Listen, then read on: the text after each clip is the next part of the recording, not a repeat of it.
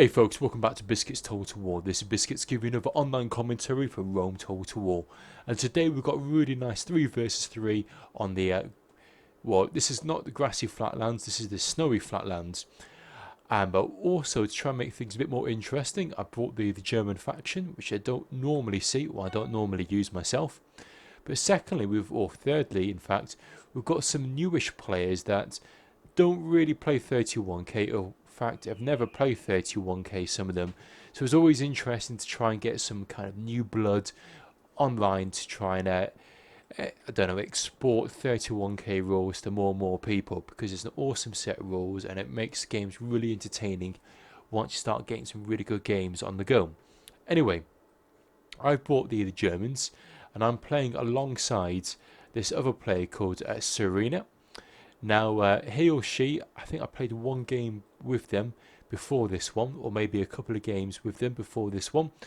So I think they're relatively new to 31k, and they were getting to the grips of things. They've got a nice little build here, but of course there's no peeler screen. The formation, again, I'd say it's normally quite ugly, but at the end of the day, we've all got to start off somewhere to try and get used to playing Rome Total War online. Now, the third player, because it's going to be 3 versus 3, is the Macedonian player. Now this guy is called LTD Nazoz. Now effectively this may as well be a 2 versus 3, because we've got 2 armies here, myself and the Scipii ally. This Macedonian ally here is going to be pretty much useless. The reason being, it's 31k rules, so you're supposed to spend 31,000 denarii per faction. He or she has only spent 10,000, so they're a massive disadvantage. Secondly, the units that they've chosen are things like militia hoplites, some royal pikemen, which are good, more militia hoplites, and yet more militia hoplites. So this army is absolutely useless. This army isn't going to do anything. This army is just here to get killed, basically, make up the kill count, because I'd be surprised if this Macedonian army gets more than, say, 300 kills. And considering they've got over 1,000 men, that's pretty good going. If they get more than 300 kills, I'd be amazed, but I somehow doubt it. So this is going to be a 3 versus 3, but for all intents and purposes, effectively is a 2. Myself, my ally, versus these 3 players. So let's have a look at the enemy. Let's look at the opposition. We've got the SPQR, who are being played by Staperex, who are actually a half decent player.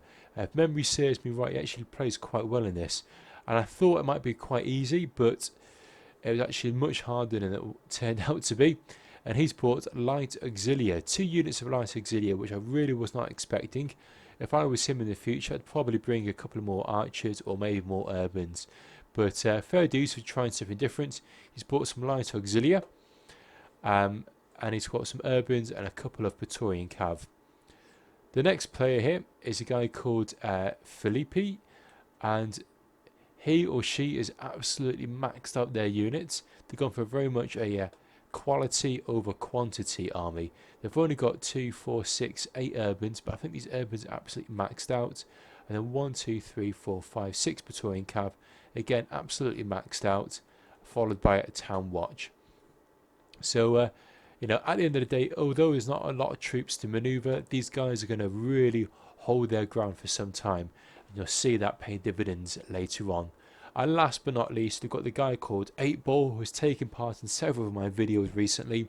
He's bought Pontus, which is always great to see. I love watching Pontus being used. Consists of 2 chariot archers, 4 scythe chariots, 1, 2, 3, 4 standard archers, which is rare to see. Normally people would kind of go a bit more heavier on the infantry, and he's put quite a few upgrades on the scythe chariots. Now it's going to pay dividends for him, because I don't think we've got hardly any archers. I think it's only myself and the Macedonians who've got archers, but these Macedonians, as I say, are going to get absolutely wiped out very quickly. Now, because we could tell that our ally had brought basically nothing to the battlefield, that's my ally to support me, and what we're going to try and do is rush this SPQR player as soon as possible and try and swing the tables back into a more even keel. So let's kickstart the battle. Whilst we're just starting, I'll quickly outline my army. I've gone for 6 Gothic Cav, which are the best Cav that the Germans can field. 3 Berserkers, which are pretty heavily upgraded. I reckon they're probably gold and a chevron. Followed by a Knight Raider. Now the Knight Raider will drop the morale of the enemy. And then I've got 2 Archers, which I'm going to use for flame attack to try and drop the morale of the enemy. And then I've got the rest Chosen Axemen, which are probably gold with 1 experience chevron.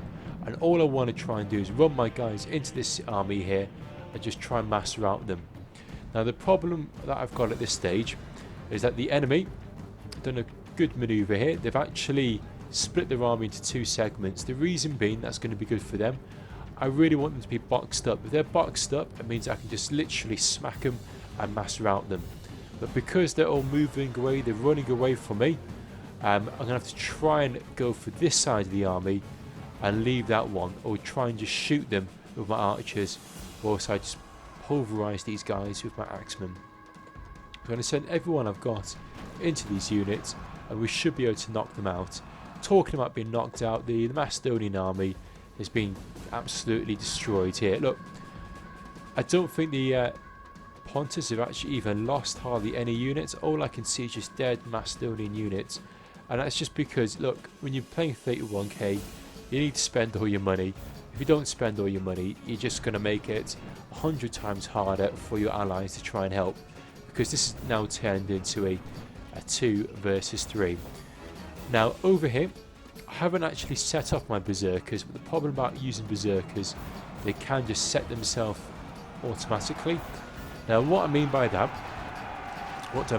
Well, the Berserkers, as you can see, they're flashing red, which means they're just going to keep on going around on a bloodthirsty rampage. I can't control them, but they will just chase down the enemy wherever they see them. Now the problem being is that this is going to be our main striking force. These Berserkers plus my Cav are really going to be the units that pack the punch and destroy the enemy. So ideally, wherever my Berserkers go, I want to be going. But my Berserkers, as you can see here, they're going to run off in a random direction and try and chase down these archers.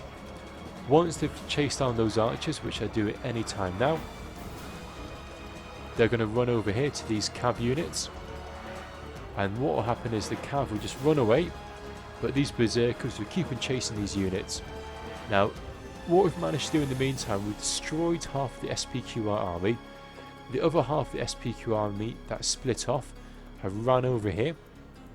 So it's still going to be a 2 versus 3.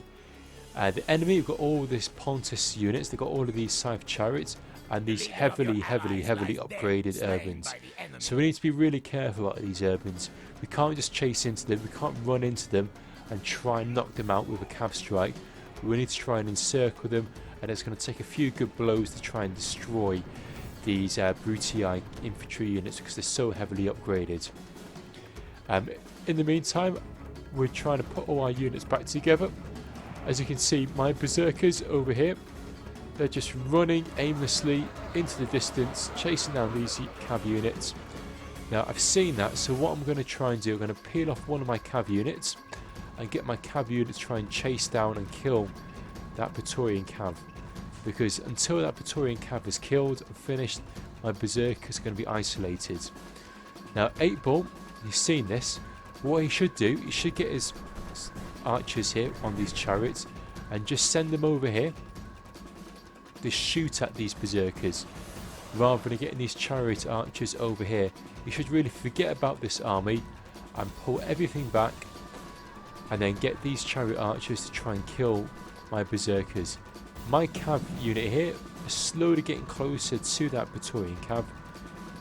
These units here, they're still in a bloodthirsty rampage, they're still tired, but hopefully we can try and chase that unit down. Let's have a look back over here. So both myself and my ally here, the Scipii, we've got our units now into a cohesive formation. What has happened at this stage, you might think the Brutii is doing some odds manoeuvring. What's happened is that we've had to actually drop this Brutii player, and the reason being is that the game was about to crash, so I had to kick that unit, that player. It still means that what's going to happen is my ally is literally going to snag up all of his infantry upon these 1 or 2 units. Now normally this Brutii unit should be able to master out underneath the pure weight of all of these urbans. I mean, just look at this, we've got 14 urbans destroying these units. He's wasting all of his peeler into this one unit, but this unit is not routing. It just shows you how maxed out these urbans are. These guys are absolutely causing a lot of damage and are just holding the ground, giving the enemy time to advance, maneuver their units together, and what they should really do now is catch us out of formation and charge in all of their units in here. But I was worried that the Pontus would come in to charge us, so what I've done, I've got my cav units and I've charged all of my cav in here. So not only have we got 14 urbans and 6 cav units taking on these 2 Brutii units, and eventually we've managed to kill them. But it wasn't easy. It shows you how devastating that can be, considering that it only had 2 urban units holding back all of those units here. Now, these archers are now in range. Now these archers are now going to be starting to shoot my guys. So what I'm going to try and do is pull my guys back behind these urbans, and ideally what I want these urbans to do is to come in at the flank here.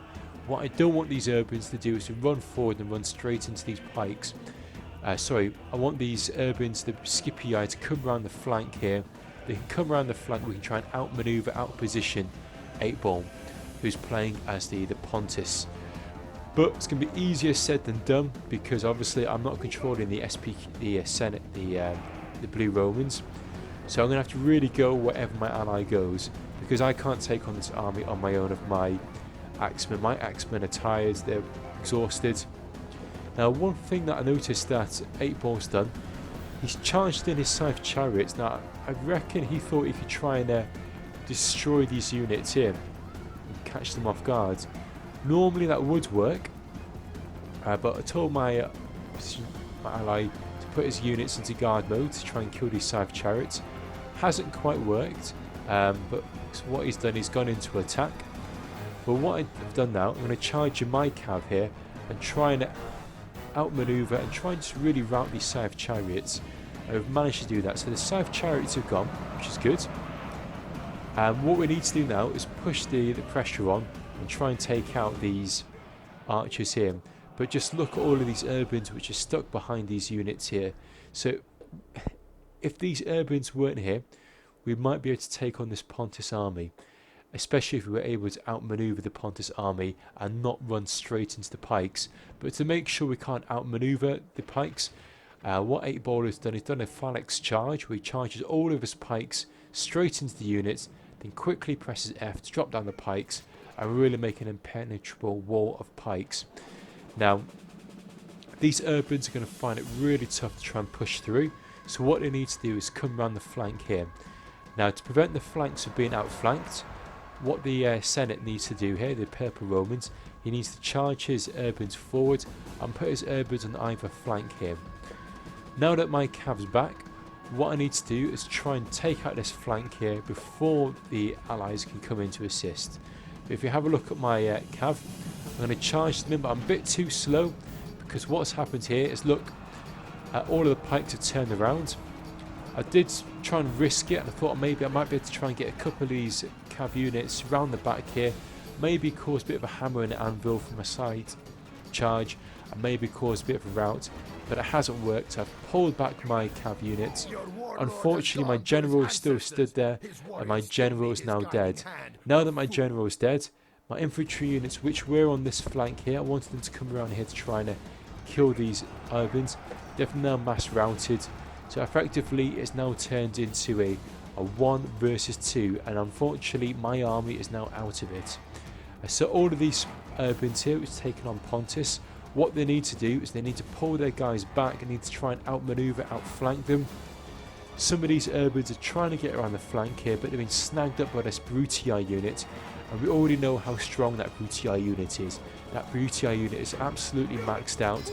It's going to be pretty damn impossible for this unit to beat that unit. And what's going to happen now, the Senate, the allies of the Pontus player, is now going to send his guys around the flank here, and effectively that's going to mean that this flank is well and truly anchored down. There's no way any blue Romans can come around this flank. And over here we can see all the pressure from the SPQR now coming in over to this flank. So the flanks are well and truly anchored down by the enemy. And now what's going to happen now is 8ball is now going to pull up his pikes. And now he's going to encircle these units here. These units need to come out because once they start to get outflanked, their morale is going to drop like a rock. Once their morale starts to drop, they're going to start to really plummet. Over here, I've got still that one German unit in berserk mode. He's running his guys around trying to kill these cav units over here. Not going to really do too much damage. This Scythe chariot, even though it's not being controlled by the Pontus player, it's going to come down the flank here, and there we go. It's going to cause nice little mass rout with all of these Scipii units now being routed. So literally all that is left is just now my one berserk unit, which I can't control. I'm going to put it into triple speed, but just watch this one berserker unit take on this Brutii cav. Even though the Brutii cav is maxed out, these berserkers are well and truly upgraded with their nice chevrons. Just need to try and wait for these berserkers to die.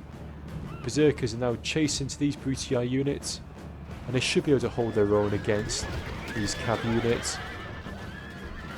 Doing really well here, killing all of these cav units, considering there's only 3 berserker men here, taking on all of these cav units, and those cav units were pretty much maxed out. These 2 berserkers now going to take on the rest of the Brutii cav units, and again they're going to do really well at this stage, cause the Brutii to rout.